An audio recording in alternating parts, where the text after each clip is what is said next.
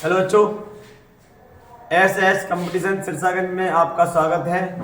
मैं हूं जेके सर। एक बार नए उमंग और नए विश्वास के साथ चलते हैं अपनी आज के यूपी कांस्टेबल भर्ती 2024 के 11th पार्ट पर, और समय को जाया ना करते हुए इसी थॉट के साथ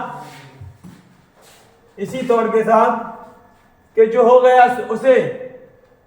हो गया उसे सोचा नहीं करते, जब मिल गया उसे खोया नहीं करते,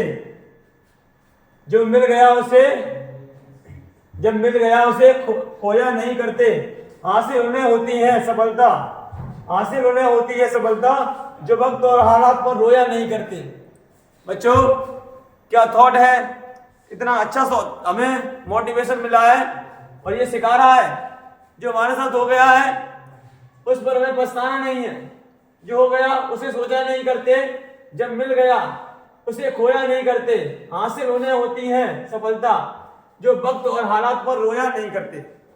तो बच्चों, हमें वक्त में जो मिले उसे समय रहते ले लेना चाहिए, और अपने हालात पर कि निकल गया, ये अब नहीं हो पाया हमसे, क्या सब कुछ हो सकता है, बस करने की हिम्मत बांधिए। और हिम्मत तब तक मत तोड़िए जब तक आप उस चीज को अच्छी तरह समझ नहीं लेते हैं। तो प्यारे बच्चों, ये थॉट हमें अच्छा मोटिवेट कर रहा है। उसी के साथ पहले क्वेश्चन में चलते हैं हम। पहला क्वेश्चन हमारा कह रहा है, भारतीय उपमहाद्वीप मूलतः एक अंग था। तो भारतीय उपमहाद्वीप यानी कि हमें पता है भारत देश है ना, वो महाद्वीपों का ही एक छोटा सा रूप है, क्योंकि जो चीज महाद्वीपों में पाई जाती है वो अकेले भारत में पाई जाती है। जैसे कहीं पठार है तो कहीं मैदानी भाग है तो कहीं पहाड़ी क्षेत्र है। ये सारी चीजें एक महाद्वीप में होती हैं। तो इसलिए भारत को छोटे से महाद्वीप का रूप दिया गया है, उपमहाद्वीप का रूप। तो ये कह रहा है कि भारत उपमहाद्वीप मूलतः एक अंग था। किसका था? जुरासिक लैंड का, गोंडवाना लैंड का, आर्यवर्त लैंड का, या अंगार लैंड का। तो बेटे इसका सही आंसर है, इसका सही answer B is correct. B जो आंसर इसका है बेटे क्या है? गोंडवाना लैंड। ठीक है, गोंडवाना लैंड भारत इसका उपमहाद्वीप का एक अंग था, इसी उपमहाद्वीप का एक अंग था। ठीक है, चलते हैं बेटे अगले क्वेश्चन की तरफ कि दिल्ली में, सेकंड बड़ा क्वेश्चन आपके सामने स्क्रीन पर, कि दिल्ली में स्थित शांतिवन समाधि किसकी है या है? तो बेटे बताइए किसकी है? ये आपके सामने उपस्थित है। Option A option Indira Gandhi की, बी जवाहरलाल नेहरू की, सी लाल बहादुर शास्त्री की, ठीक है, या डी राजीव गांधी की। तो बेटे ये सभी को पता है, ये अच्छा क्वेश्चन है और परीक्षाओं में कई बार पूछा गया है। तो बेटे इसका सही आंसर है आपके लिए क्या? जवाहरलाल नेहरू। ये इनका संबंध इस शांति वन से है। ठीक है, ये समाधि शांतिवन समाधि इसके उपलक्ष्य में है। पंडित जवाहरलाल नेहरू जी, जो हमारे देश के फर्स्ट प्राइम मिनिस्टर थे, first prime minister of India, Pandit Jawaharlal Nehru, PT Nehru, जिन्हें हम चाचा नेहरू भी कहते हैं। ठीक है, जिनका जन्म दिवस कुछ ही समय बाद निकल चुका है, चिल्ड्रन डे के रूप में मनाया जाता है। ठीक है, चलते हैं अगले क्वेश्चन की तरफ। ठीक है, अगले क्वेश्चन की तरफ इशारा करते हैं अपने। तो बेटे अगला क्वेश्चन हमारा क्या है? अजंता। तीसरा क्वेश्चन, अजंता की गुफाएं कहाँ स्थित हैं? तो बेटे ए ऑप्शन है उड़ीसा, बी है मध्य प्रदेश, सी महाराष्ट्र, या फिर डी केरल। तो बेटे इसका आंसर तो आप जल्दी से दे सकते हैं और कमेंट बॉक्स में दें। तो बच्चों आप होशियार हैं, क्योंकि इसका आंसर आप कमेंट बॉक्स में हर किसी को मालूम है। अगर अजंता में जाओगे तो महाराष्ट्र को पाओगे। महाराष्ट्र आपके लिए आंसर सही होगा। महाराष्ट्र में मराठाओं के राज्य में ये अजंता की गुफाएं स्थित हैं। और अजंता, ठीक है, अजंता की गुफाओं में किसका चित्र प्रतिरूपण है? भगवान महात्मा बुद्ध। ठीक है, बुद्ध का चित्र को दिखाया गया है, जन्म से लेके उनके बड़े होने का सारा वर्णन दिखाया गया है इसमें, अजंता में। और अजंता हमारे देश के प्रथम राष्ट्रपति की एक रचना भी है, यानी कि डॉक्टर राजेंद्र प्रसाद जी की रचना है अजंता। हिंदी में अजंता किसने लिखी है? डॉक्टर राजेंद्र प्रसाद जी ने, डॉक्टर राजेंद्र प्रसाद जी ने, जो हमारे देश के प्रथम राष्ट्रपति थे, राजेंद्र प्रसाद जी, जो एक राष्ट्रपति होने के साथ साथ एक लेखक भी थे, प्रसाद जी। तो अजंता हिंदी लेखक डॉक्टर राजेंद्र प्रसाद की एक रचना भी है। और अजंता गुफाएं महाराष्ट्र में स्थित है। इसमें इन्होंने बताया है कि इस गुफा में भगवान बुद्ध के प्रतिचित्र मिलते हैं, यानी कि छाया प्रति मिलती हैं, उनके शिलालेख पर बनी हुई। ठीक, तो इसलिए अब हमारा क्लियर हो चुका है, महाराष्ट्र इसका सही आंसर है। ठीक है बेटे, चलते हैं अगले क्वेश्चन की तरफ बेटे। अगला ऑप्शन है सालार जंग संग्रहालय कहाँ स्थित है? सालार जंग संग्रहालय कहाँ स्थित है? मुंबई, हैदराबाद, जयपुर, लखनऊ, कहाँ पर है? जरा ढूंढिए इसे, कमेंट बॉक्स में आंसर दीजिए। भाई कमेंट बॉक्स में आंसर तो आपको देना ही है, तो दीजिए। तो सालार जंग अगर छिड़ेगा संग्रहालय तो आपको कहाँ मिलेगा? हैदर अली के शहर में, हैदराबाद में। ठीक है, हैदर अली के शहर हैदराबाद में मिलेगा। तो हैदराबाद में सालार जंग संग्रहालय स्थित है। इसका बी ऑप्शन इज करेक्ट बेटे। चलते हैं नेक्स्ट क्वेश्चन की तरफ। तो बेटा अगला क्वेश्चन हमारा है, निम्नलिखित में से कौन सा नृत्य स्त्री पुरुष दोनों के लिए है? निम्नलिखित में से कौन सा नृत्य स्त्री पुरुष दोनों के लिए है? गरबा नृत्य, घूमर नृत्य, गैर नृत्य। ये मक्खी मच्छर बहुत परेशान कर रहे हैं, इन मच्छरों को भी चैन नहीं पड़ रहा है भाई। ठीक है, चलिए इसका ऑप्शन बता चुका हूं, गरबा, घूमर नृत्य, गैर नृत्य, या इसमें लिखा है घोड़ला नृत्य। तो बेटा इसका सही आंसर आपको पता है, आप कमेंट बॉक्स में दे सकते हैं, क्योंकि इसमें इसका आंसर, ठीक, इसका आंसर आपका सही आंसर क्या है? जल्दी बताइए कमेंट बॉक्स में, आप जल्दी से बताइए इसका आंसर क्या सही। इससे बड़े सही आंसर है गैर नृत्य। ठीक है, गैर नृत्य, सी ऑप्शन इज करेक्ट। ठीक है, सी ऑप्शन हमारा बिल्कुल सही आंसर है। ठीक है, यानी कि गैर नृत्य इसका सही उत्तर है, जो स्त्री और पुरुष दोनों के लिए। ठीक है बेटे, चलते हैं। ये कह रहा है क्वेश्चन नंबर 6, पतंजलि का संबंध किससे है? पतंजलि का संबंध किससे है? तो बेटा महेश पतंजलि, ये सबको पता है, महेश पतंजलि सभी को पता है, ये महेश पतंजलि। ठीक है, ये भारत के महान व्यक्तित्व में से आते हैं, ये एक महर्षि हैं, और इनका संबंध इसमें पूछा जा रहा है। वैसे तो इनका संबंध कई चीजों से, लेकिन सबसे ज्यादा इनको पुकारा जाता है, तो ये सबको आंसर मालूम है। इसका आंसर आप कमेंट बॉक्स में दें। पूछ रहे हैं वैशेषिक दर्शन से, या फिर न्याय दर्शन से, सांख्य दर्शन से, या योग दर्शन से बेटे। तो अगर महेश पतंजलि जाने जाते हैं बेटे, तो इन्हें योग गुरु भी कहा जाता है, योग दर्शन से। किससे बेटे? योग दर्शन से। इन्हें योग दर्शन का महात्मा भी कहते हैं, महेश पतंजलि को। पतंजलि, ठीक है, ये कोई प्रोडक्ट नहीं है। महेश पतंजलि अपने आप में एक सक्षम पुरुष थे, और वो योग पुरुष भी कही जाती थी। ठीक है, योग इन्हीं की देन है। ठीक है, योग दर्शन इन्हीं की देन है। चलते बेटे अगले क्वेश्चन, ब्रह्म समाज के संस्थापक कौन थे? तो बेटे ब्रह्म समाज के संस्थापक आपके सामने ऑप्शन लिखे, इनका आंसर आप कमेंट बॉक्स में दें। यदि बेटे आपको वीडियो अच्छी लग रही है तो चैनल को लाइक करें, कमेंट करें और शेयर करें। तो बेटे राजाराम मोहन राय, स्वामी दयानंद सरस्वती, या रामकृष्ण परमहंस, या बेटे इनमें से कोई नहीं।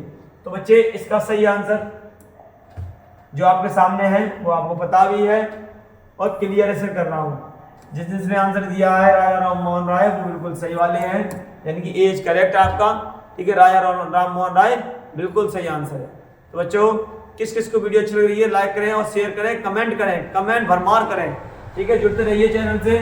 और ये नहीं पढ़ा तो कुछ नहीं पढ़ा आपने, वीडियो अंत तक देखें। आपको अंत तक वीडियो देखे बेटे, आप अंत तक आपको वीडियो देखनी है, वीडियो को लास्ट तक देखें, ठीक है। लोसांग, लोसांग एक उत्सव है जो मनाया जाता है। लोसांग बेटे एक उत्सव है जो मनाया जाता है किसमें? सिक्किम में, अरुणाचल प्रदेश में, केरल में, सिक्किम में, अरुणाचल प्रदेश में, केरल में या नागालैंड में। तो बेटे ये सभी को पता है ये किस में मनाया जाता है? ये सिक्किम में मनाया जाता है। लोसांग, लो और सांग, लोसांग जो उत्सव है वो सिक्किम राज्य में मनाया जाता है। एक बड़ा उत्सव है और सभी सिक्किम के वासी मिलजुल कर से मनाते हैं, ठीक है बेटे। अब इसका संबंध सिक्किम से है, किसका? लोसांग उत्सव। आओगे तो सिक्किम को पाओगे, ठीक है, सिक्किम में मिलेगा आपको ये, ठीक बेटे, सिक्किम में आपको ये मिलेगा।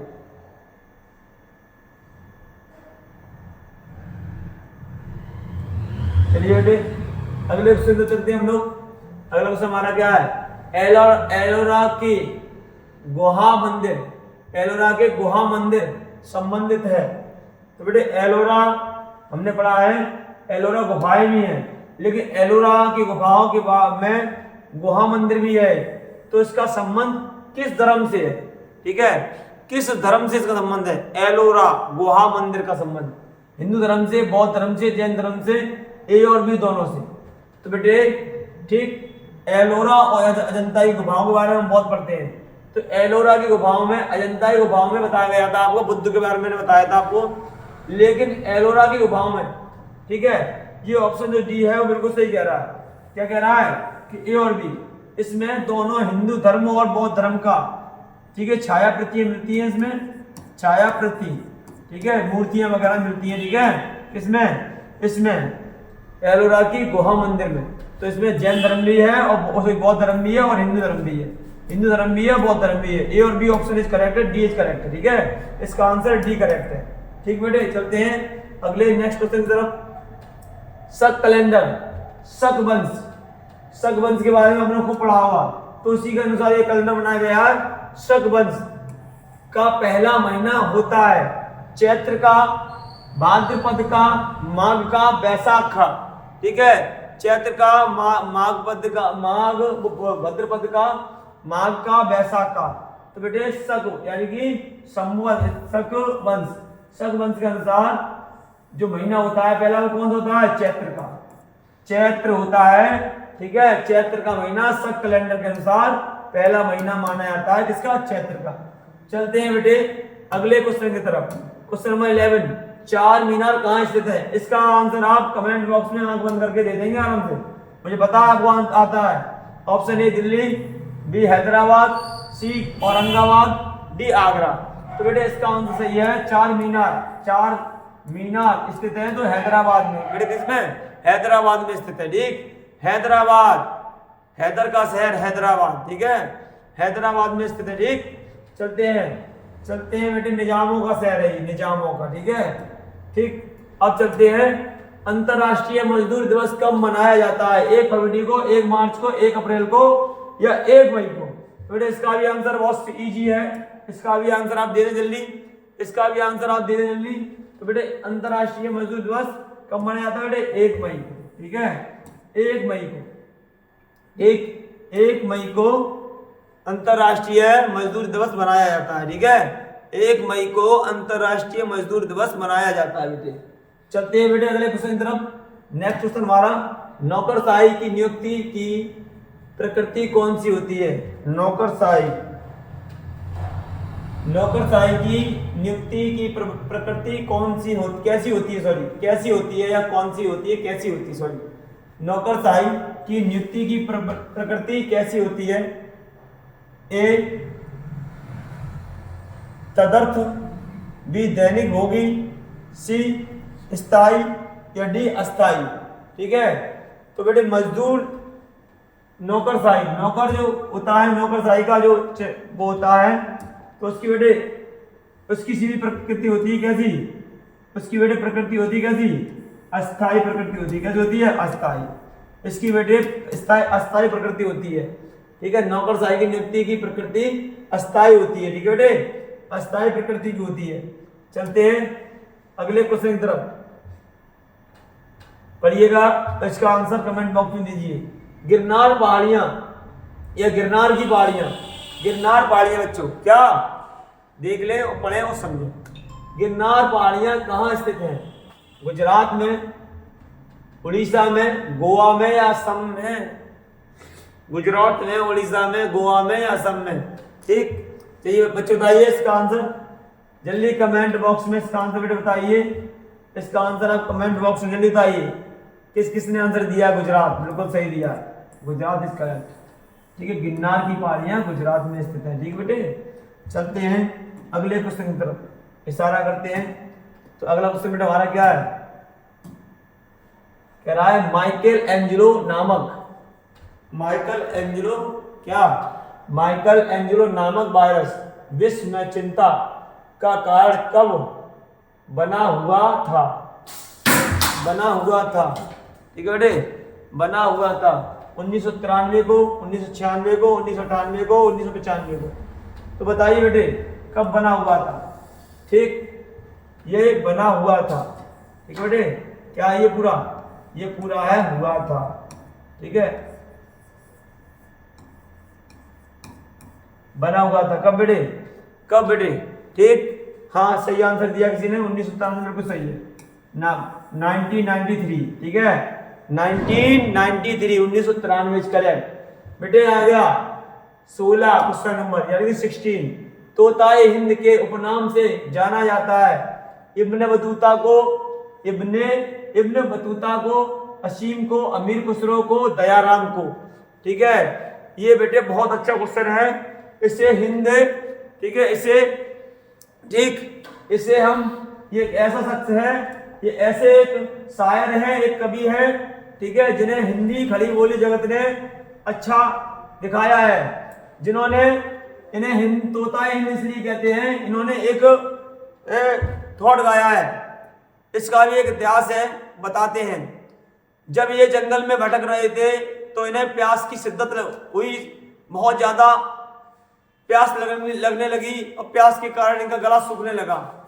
तब ये एक कुएं के पास पहुंचते हैं और किताबों में बताया गया है एक कुएं के पास तब ये पहुंचते हैं। जब तो पहुंचने के बाद उस कुएं के पास जाकर उन्हें 4 सुंदर स्त्रियां मिलती हैं और 4 सुंदर स्त्रियां मिलती हैं जिस पर ये उनसे कहते हैं कि क्या आप हमें पानी दे सकती हैं? तो उन्होंने इनसे एक आग्रह कहा, क्या कि आप मुझे वही लगते हैं, आप मुझे वही लगते हैं कि विश्व में जिनका नाम चलता है, जो हिंदी और अरबी और सभी भाषाओं के ज्ञाता हैं और खड़ी बोली के जन्मदाता भी आप ही हैं। आप का मैंने बहुत नाम सुना है, तो आप हम चारों के मन की इच्छा पूरी कीजिए, तभी हम आपको पानी पिलाने का अवसर देंगे। तो तीनों में से चारों ने अपनी अपनी इच्छा जाहिर की कि मुझे खीर पे कविता सुननी है, ठीक है, और दूसरे ने कहा मुझे चरखे पे कविता सुननी है, तीसरे ने कहा कि मुझे कुत्ते पर कविता सुननी है, चौथी ने कहा मुझे ढोल पर कविता सुननी है। तब इन्होंने कहा कि ये अपने दिमाग के बहुत बड़े गुणवान थे और अच्छे ज्ञाता भी थे और हिंदी जगत में इनका नाम भी है। तो इन्होंने इस तोड़ को गाया जिससे चारों का मन पूरा हो गया कि खीर पकाई जतन से, चरखा दिया चलाए, आया कुत्ता खा गया, तू बैठी ढोल बजाए। और वो कोई और नहीं, वो हमारे हिंदी के महान कवि और शायर कौन है? अमीर खुसरो। अमीर खुसरो का ये थॉट है, खीर पकाई जतन से, चरखा दिया चलाए, आया कुत्ता खा गया, तू बैठी ढोल बजाए। यही है, इन्हीं को बोलते हैं तोताए हिंद। तोताए हिंद का नाम इन्हीं को दिया गया है, किसको? अमीर खुसरो को, ठीक है। और इनका ये थॉट हास्य रस में प्रयोग किया जाता है। हास्य रस में का ये उदाहरण भी है, खीर पकाई जतन से, चरखा दिया चलाए, आया कुत्ता खा गया, तू बैठी ढोल बजाए, ठीक है। तो इसका अमीर खुसरो इस करेक्ट आंसर है बच्चे, ठीक। चलते हैं अगले क्वेश्चन की तरफ। अमीर खुसरो का वास्तविक नाम क्या था? अमीर खुसरो का वास्तविक नाम क्या था? तो बेटे इसका आंसर जल्दी से कमेंट बॉक्स में दें आप लोग। ऑप्शन है मोहम्मद खुसरो, मोहम्मद हसन, मोहम्मद खान, या इनमें से कोई नहीं। ठीक है, इसमें से कोई नहीं। तो बच्चे इनका सही नाम था खुसरो की इन्हें उपाधि मिली थी, कोई नाम नहीं था खुसरो। ठीक है, खुसरो की उपाधि दी गई थी, लेकिन इनका सही वास्तविक नाम था मोहम्मद हसन। क्या नाम था? मोहम्मद हसन।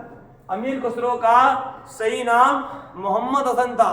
ठीक है, तो बेटे चलते हैं अगले क्वेश्चन की तरफ।